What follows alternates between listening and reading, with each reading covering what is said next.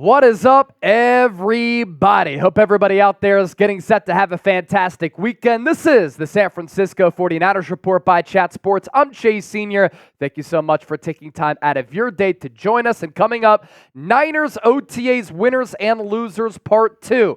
Stock up, stock down. A new list of players who were studs and duds in week 2 of OTAs. And I love this part of the offseason. Number one, we could talk some actual football. Number two, there's a lot to discuss because you have OTAs, but next week, 49ers mandatory minicamp, Tuesday, Wednesday, Thursday, running from June 4th through the 6th. So the Niners will be on the practice field, and all players on this roster expected to be there. You do not want to miss our coverage. We'll be doing live shows, providing news, instant reaction videos, analysis. So hit that sub button, hit that bell icon as well, and turn on your notifications. Therefore, whenever we go live, whenever we push out a show like this one, you'll be notified, you can get informed, and you can hang out with the faithful family. The largest Niners channel right here on YouTube that covers this team every single day, year round. We begin with some Niners OTAs winners. We already did this video last week, but there are some new players and performers that we want to talk about. And I want to start off with talking about an under-the-radar cornerback and player on this Niners defense. That's Isaac Yiadom, who signed a one-year deal with San Francisco, coming over from the New Orleans Saints in NFL free agency. And I'll tell you what, the battle for the third best cornerback on this team is going to be very interesting between Yiadom, the second-round pick out of Florida State, in Renardo Green, or can another cornerback rise up to the occasion and take that crown? Isaac Yiadom, I think, has a great chance to start alongside Deommodore Lenoir and Charvarius Ward as the third corner on this team. And I like where the Niners are situated here at the cornerback position. This gives San Francisco a little bit of flexibility. You can go with Charvarius Ward, Isaac Yiadom on the outside, with Deommodore Lenoir in the slot. I get that Lenoir can play on the outside, 3 years in the NFL. He's given up 3 touchdowns in coverage. He's really good on the outside. I think he's truly elite and special on the inside. Now, in the final year of his contract, he might want to play on the outside because naturally outside perimeter corners make some more money. But for this team, I think the best scenario might be Ward, Yiadom, Lenoir on the inside. If the Niners want to go with Ward and Lenoir on the outside, you could certainly do that. They did that to start last year, but it gives the rookie Renardo Green an opportunity to start in the slot. So that's the flexibility that I'm talking about here. And you have a position group that's been light in depth the last couple of years, which now appears to be deep in the early portion of this offseason. And I'm telling you right now, do not sleep on Isaac Yiadom. And I've said this a couple of times here on the show, and I love the signing right from the jump. The affordability, the value of the player, the production of the player. He stepped in last year on a good Saints defense for Marshawn Lattimore once he got hurt. He played awesome, like one of the more efficient cornerbacks in the game. Number 14 Pro Football Focus overall grade, number 22 coverage grade among corners, number 32 run defense grade. He had an overall grade of 81.1 and a coverage grade of 80.4. The dude can play. So either way, regardless of how the quarterback situation is situated, this is a good thing for San Francisco because they've been so thin there, now they're pretty deep. OTA winner number 2, once again, I am going to include Ricky Pearsall on this list.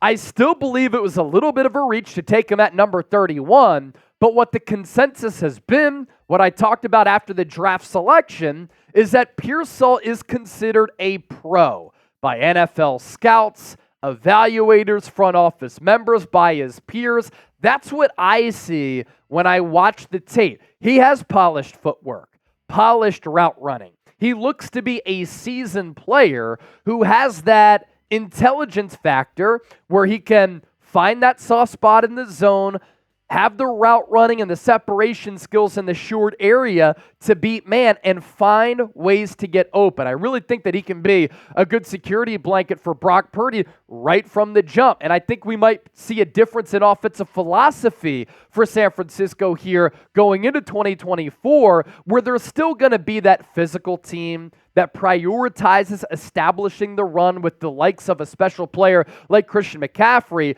But I think with having Brandon Ayuk, Deebo Samuel, running it back with Jauan Jennings and extending him on that contract extension, drafting Ricky Pearsall, having Jacob Cowing, the Niners could spread it out a little bit. You still want to utilize George Kittle, but San Francisco has had so much trouble in finding a viable backup tight end to Kittle and running more 12 personnel where you see more 2 tight end sets. And after struggling against the Kansas City Chiefs with that press man in the Super Bowl, did Kyle Shanahan look at the tape and say, we need better press man beaters, and we can also in turn benefit from spreading it out for our quarterback in Brock Purdy and giving him a plethora of options because of how he processes, how he sees the field, and that went into extending Jennings, drafting Pearsall, drafting Cowing. I think that Pearsall has an opportunity in this offense this year because this offense is so stacked and because the focus from the opposing defense is going to be on the likes of Ayuk, Deebo, Kittle, Christian McCaffrey to rack up 500-plus yards, 5 to 8 touchdowns as a rookie. Why? Because he's always going to be open with the route running skills, the smarts that he has to find that soft spot, but Brock Purdy can go through his progressions. Everybody's covered up. I know that Ricky Pearsall is going to be there, and he also lives in the middle area of the field. That's where Brock Purdy really thrives and flourishes. Pearsall, throughout OTAs, throughout rookie minicamp, he's been able to make good plays on a consistent basis. The stock is up for the rookie first-round pick of the 2024 draft for San Francisco. Winner number 3, Jauan Jennings. He was present at OTAs. He reported, and it's funny how the timeline kind of shifted. Last week, he doesn't report. And everybody's theorizing, well, he did not sign that RFA tender. Is he looking for a contract extension? I talk about these things on the show. People call me crazy. But then Jennings shows up. Not only does he show up, but he gets that contract extension that I had discussed here on the show. Look, players don't want to report to practice until they get that financial security. They get taken care of. I believe the same thing is happening right now with Christian McCaffrey. But Jennings signed his new contract. He got a nice little bag, and he gets to stay with the organization that has helped develop him, where he has a really good role, where he is beloved by the coaching staff, his teammates, and the fans, and a player who time and time again the last 3 years has consistently made clutch plays on money downs in pressure cooker situations, and I think that he's only scratching the surface for the player that he can become. Some details on the Jauan Jennings contract per over the cap. We always break these down on this show. That's why you hit that sub button. We have thought-provoking content, informative content. Has a 2024 base salary of a little more than $1 million. Great value for the Niners here. The 2025 base, $1.17 million. That is also the guaranteed money that Jauan Jennings is getting over the next 2 years. $1.2 million is the prorated signing bonus, the per-game roster bonus, $625,000, and then he's going to have very affordable cap hits. He, of course, isn't a Tier 1 player, but he's valuable to what the Niners do as a pass catcher, clutch playmaker, as a run blocker, culturally. So to have these cap numbers here of $2.77 million, $4.25 million. That's a good bargain deal for San Francisco. It's a 2-year deal, north of $10 million. He can make up to $15+ million. Winner number 4 is the little talked about Mason Pline. Myself and Larry Kruger have been high on Mason Pline since the Niners signed him to a UDFA deal. For those of you who don't know, in the words of Biggie, now you know. Started off at Ferris State as a basketball player. He then made the switch to football at Ferris State, and then he transferred to a higher level of competition to play at Furman in his final year. He was able to participate in the East-West Shrine Bowl. So not to the level of the Senior Bowl, but the East-West Shrine Bowl gives an opportunity for these prospects to really show up, show out, and Mason Pline turned some heads there. And in the pre-draft process, we talked about this, Mason Pline attracted the Niners. Didn't think that he was going to get drafted because he's so raw, a little bit of a risk, but the size is very, very intriguing here. 6'6", 251. He can go up and get it. He glides. Offensive coaching staff has been impressed by his movement and development as a pass catcher. He's going to have to work on the blocking a little bit. 4.79 40-yard dash. That's pretty good speed at that size. And the basketball player in him, it shows. And a reason why he's a winner, he's performed well. He's been able to attract some attention. But he has an opportunity here at a pretty good role. Charlie Warner, Ross Dwelley, they're elsewhere. George Kittle coming off his first 1,000-yard season since 2019. He was the best tight end in the NFL last year, but the tight end spot behind Kittle, a huge question mark. Cam Latu, Braden Willis, Eric Saubert. Can they play? We're really not sure up to this point. Can Mason Pline? We're not sure, but an opportunity to nab that roster spot and maybe make the team as a backup tight end behind Kittle. Darrell Luter Jr. is my fifth winner here for Niners OTAs Week 2. And as I've said, Niners cornerback room, it's a deep one.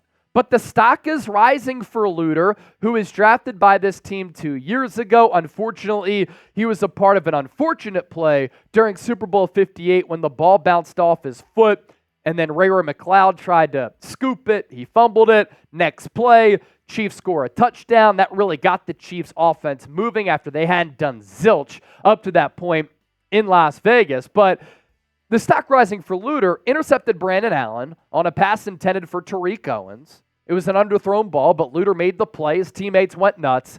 And he's making plays at a deep position. And when you're making plays at a deep position, when you could play well and still get cut, that's important at this point of the offseason. We're talking Niners football here, ladies and gentlemen. We're talking about competition, 7-on-7s, 11-on-11s. It's not game action, but it's close. If this has you pumped up, I want you to spam SF down in the comment section and hit that thumbs up icon like the video. Those of you who have watched this show for a long time, we take this after Mr. Papa, great play-by-play announcer, but anytime the Niners score a touchdown, San Francisco. People react to it so well that we made some shirts. So you can get yours today. Chatsports.com/SF. Available in red, available in black. People who watch this show worldwide have purchased this. We've sent it to Australia, overseas to the UK. Let me know where you're watching from right now, and hopefully you can buy that shirt. OTA loser number 1. Ambry Thomas. Unfortunately, the former third-round pick continues to be a little bit of a disappointment for San Francisco. And the consistent theme, he continues to struggle in practice. And under Kyle Shanahan especially, and under a lot of coaches, if you struggle in practice, it is hard to trust you in the game.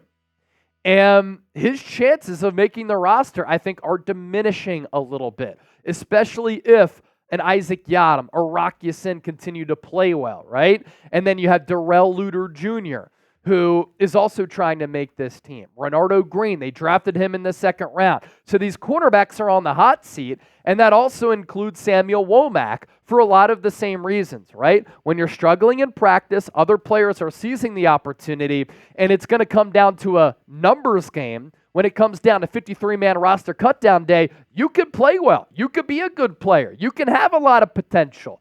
But that potential has to translate. Even if it does translate, but other people are still playing well and they've earned the trust of this coaching staff, you can still be on the chopping block because the Niners are deep at this position. Samuel Womack had a bad sequence earlier this week when he gave up a long reception for a first down when he was guarding Ronnie Bell, and then he committed a penalty. Those are the types of head-scratching plays that the coaching staff will not like. And to me, Samuel Womack, Ambry Thomas, they might be pressing a little bit. So with the Niners being a few players deep at this specific position, the pressure is on these DBs to make this team.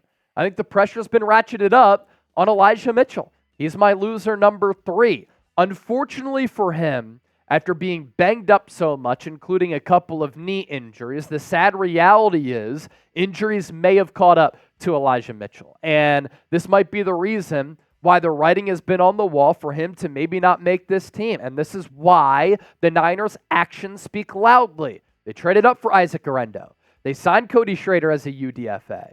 They've shown interest in running backs. They traded for Christian McCaffrey. So Guerendo, Schrader, and Jordan Mason, he could be a winner for our OTA segment here. They seem to be better options right now as far as health, availability, and now performance.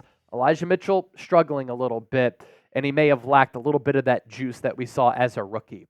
OTA loser number 4, finally it's Cam Latu, still not practicing coming off that meniscus injury that he suffered last year as a rookie. And this is problematic for a couple of reasons, right? He continues to not practice, the roster seat getting warm. Last year in the preseason and in training camp, he could not catch the football. And then he got injured. And now he's not practicing. A slow recovery for him. And kind of like the cornerback spot, like other players are seizing and taking advantage of these opportunities, which in turn can slide you down the depth chart. Going into year 2, I get it. The Niners drafted you where they did. It doesn't matter at this point. You got to put together your best football unit. Your biggest winner and loser from OTAs is who? Let me know down in the comments section. As always, thanks for watching, and be on the lookout for our mini camp coverage next week. So many great content creators out there. We like to think that we put out informative, entertaining, insightful, thought-provoking content on the daily, year-round, and that's a big reason why we've surpassed 133,000 subscribers. So if you're not a part of that movement, hit that sub button and get on the train now.